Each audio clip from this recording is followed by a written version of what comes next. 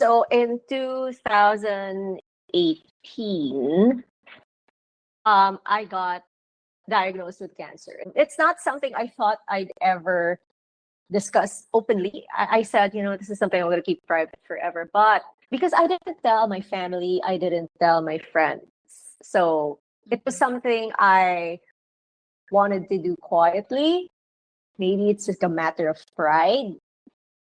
But I realized that this is just after the fact. When I came out with my story, I got messages from people who are either going through it or children of mothers who went through it and refused to talk about it. And they are so grateful to hear and read my words because they said it helps them make sense of what their mom or their sister or whatever is or went through. Like it helped them understand. And they were so grateful for that story, that the fact that someone was able to put the pain into words helped them reconcile that with their own witnessing of the pain of their mom. So I believe cancer was a massive impact on my art because it happened when I was on top of my game. Like I was selling left and right. That year was so good career-wise. And to receive the diagnosis, I thought was a mistake. Like I told the doctors, I go, that's impossible. You have to do the tests again. And we did it so many times, different doctors, more than two opinions, and it was all consistent. So that was a humbling, to say that it was humbling is an understatement, but like I had my life planned out. I was one of those 5 years, this is what I want to do. By 10 years, and then one day you realize, oh my God, maybe in 3 years, who knows? Maybe I'm not here. So then I took my art a bit, I wouldn't say less seriously, but I became more sincere about it. It's like, okay, let's just take it a day at a time. And let's remind myself to do it for the sheer joy of it. And one of the most powerful messages I received was like, hey, I'm so and so. I'm a 2-time breast cancer survivor, but I've been okay for the past 18 years. Just wanted to know you'll get through this. And it was so powerful because it said, you're going to get well. You're going to get well. You're going to heal. And at some point later on, you're even going to forget about it. And that message did not make sense to me to possibly forget about it.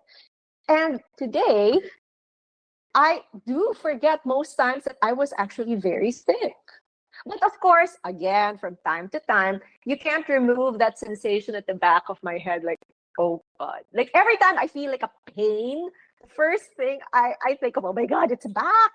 Like any discomfort, any rash or whatever, oh my God, like anything unusual, the first thing that goes up to my head is like, oh my God, it's cancer.